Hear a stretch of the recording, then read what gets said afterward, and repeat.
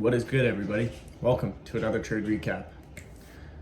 This week has been actually a very good week. I've been calling out almost every single move to the Discord here, and I have been right on pretty much every trade that I've called out. Anyways, enough about that. Let's get into this trade recap. As you can see, we took a trade on Euro USD, which is going to be the main pair I'm going to be trading from now on. I'm focusing on multiple pairs really messes up my mind, so I'm just going to be sticking to one pair from now on. So every trade recap I make will 90% of the time be traded on Euro USD, unless I'm feeling something different for that day. That being said, let's go over this trade recap here. This is the trade that I took, played out very nicely. Let's go back in time and see just what I did in hindsight.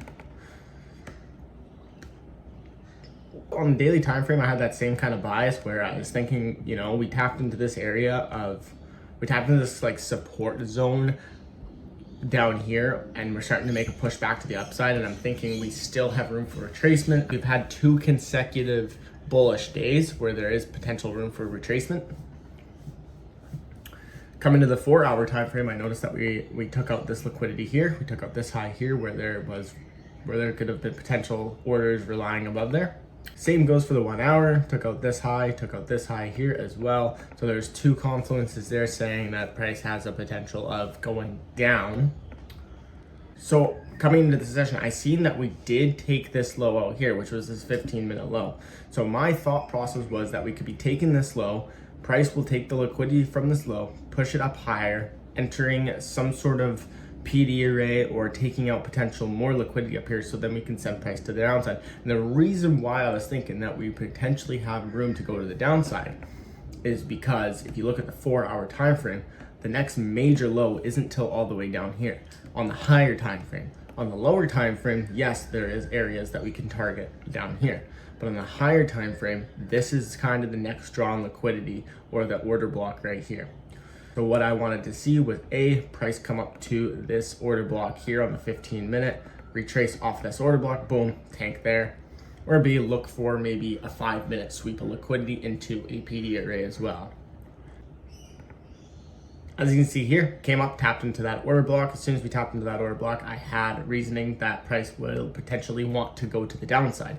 Now, what I was waiting for is my usual entry, a 1-minute break of structure with displacement and enter on the fair value gap.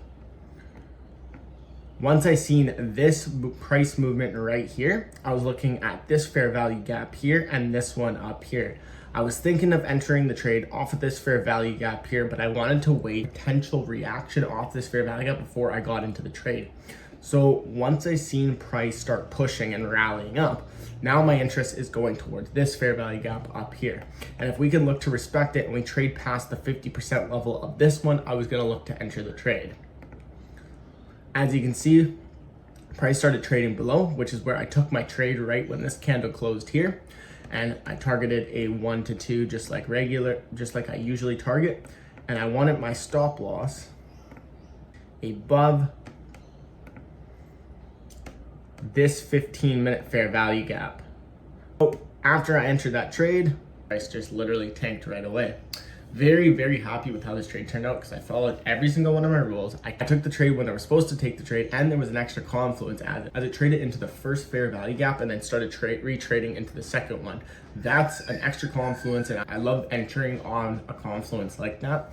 It earned me 1% on my account today, so we are currently up 2% on the funded account. As always, thank you for watching. If you like this style of video, leave a like, hit the subscribe button. And if you guys have any suggestions of kind of videos I should create coming into the future, let me know, put it in the comment section and I'll go over them and I'll look into making new videos.